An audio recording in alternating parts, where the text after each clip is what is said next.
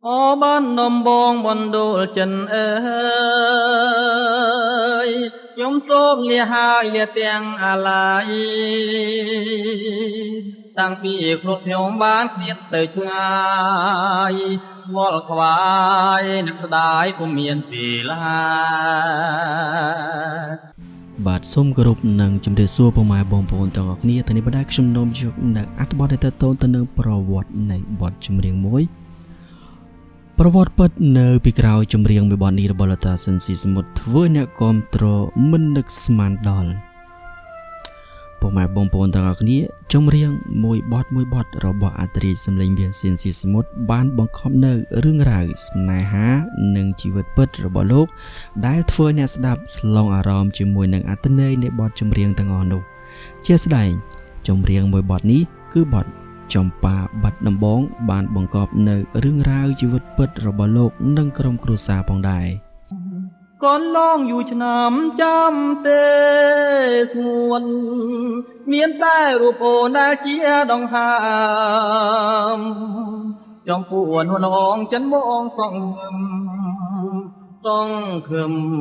ញញឹមថាបានជាគូវាសនាអោបានដំបងខ្ញុំពងយូហើយបទនេះអាចចាត់ទុកថាជាបទដែលធ្វើឲ្យលោកតាសិនស៊ីសមុទ្រចាប់ផ្ដើមល្បីខ្លាំងជាទីបំផុតពីព្រោះសម័យនោះប្រទេសយើងពុំទាន់មានវិទ្យុមញេសម្បូរបែបដូចសម័យនេះឡើយអ្នកដែលចូលចិត្តចម្រៀងសម័យនោះបើចង់ស្ដាប់នៅបទចម្រៀងអ្វីមួយតោងតែព្យាយាមឧស្សាហ៍ខ្លាំងណាស់ពីព្រោះរងចាំនៅពេលដែលវិទ្យុជាតិផ្សាយហើយកត់ចម្លងតាមគ្នាខ្លះបានតិចខ្លះក៏បានច្រើនបទចម្ប៉ាបាត់ដំបងនេះដែរគឺជាស្នាដៃនិពន្ធបទភ្លេងទំនុកច្រៀងរបស់អត្រិសម្លេងមាសស៊ីនស៊ីសមុទ្រផ្ទាល់និងសម្រួលតន្ត្រីដោយតន្ត្រីករបទភ្លេង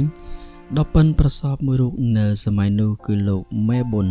និងថតថាសនៅក្នុងអំឡុងឆ្នាំ1962នៅហាងថាសវត្តភ្នំបើតាមពាក្យចចាមរាមខ្លះថាចំពោះតួអង្គនាងចំប៉ាបាត់ដំបងគឺជានារីម្នាក់នៅក្នុងត្រកូលដ៏ខ្ពង់ខ្ពស់ដែលជាហេតុដែលនាំឲ្យសុភមង្គលក្រុមគ្រួសារអត្រិសម្លេងមាសសៀនស៊ីសមុទ្របែកបាក់ប្រេះស្រាំគ្នាអស់រយៈកាលជិត7ឆ្នាំនោះឯងតែដោយសារតែពុំមានឯកសារអ្វីមកបញ្ជាក់ច្បាស់លាស់អ្នកចងក្រងពុំហ៊ានអះអាងថាវាជាការពិតឬក៏យ៉ាងណានោះទេវាហាក់ដូចជាជួនគ្នាមែនសម្រាប់បទចំបៃសៀមរាបនិងបទចំប៉ាបាត់ដំបងពីព្រោះមានឃ្លាមួយនៅក្នុងបទចំបៃសៀមរាបដែលច្រៀងថាកាលខ្ញុំប្រតពតផ្កាបាត់ដំបងដកចិត្តពុំរួចគួចគិតកេងផ្សងតែបាត់ដំបងពងស្ម័គ្រចំប៉ាឥឡូវបានយល់ចំបៃសៀមរាបក្រអូបជ្រូបជ្រាបពោលពេញអរ៉ាជាដើមម្យ៉ាងទៀតបើតាមការរំលឹកអនុស្សាវរីយ៍ពីអ្នកស្រីខាវថងញុត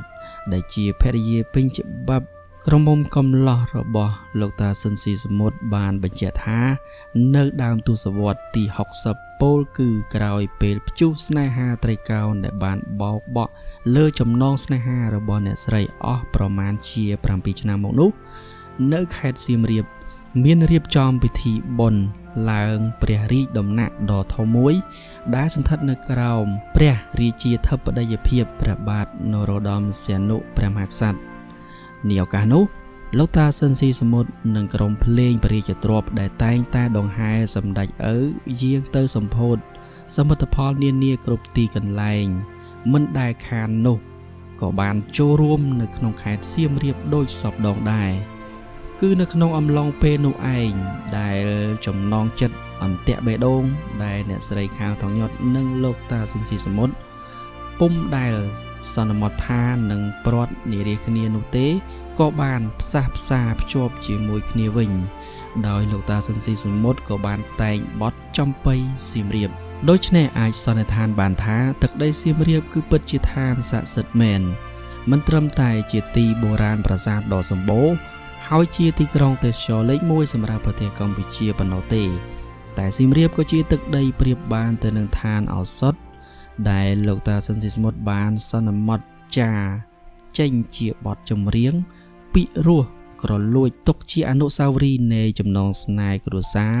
ដែលមិនអាចបំភ្លេចបាននៅក្នុងបេះដូងភរិយាព្រមទាំងកូនគ្មានថ្ងៃបំភ្លេចបានមែន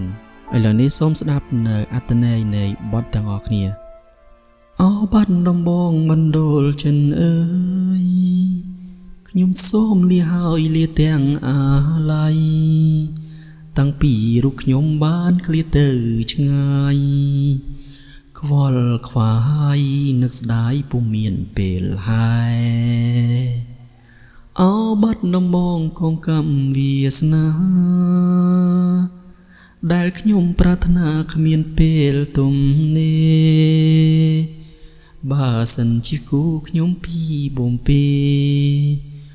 សូមអើយមានស្នេហ៍នឹកឃើញគ្រាដើមកន្លងយូរឆ្នាំចាំទេស្ងួន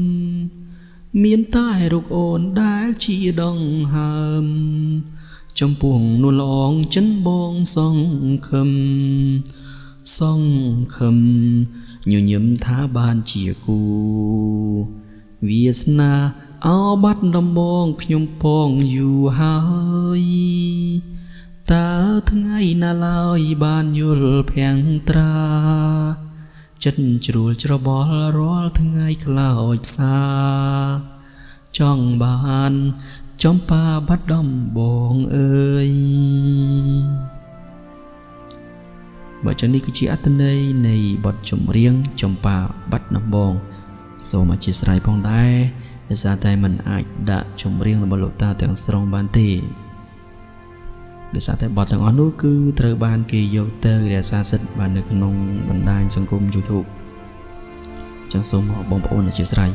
បើចឹងសូមបញ្ចប់នៅអត្ថបទនេះតែត្រឹមនេះសិនបងប្អូនដែលមិនទាន់បានជួយ Subscribe សូមជួយ Subscribe ដើម្បីទទួលបាននៅអត្ថបទផ្សេងៗទៀតបាទសូមអរគុណនិងសូមគោរពលា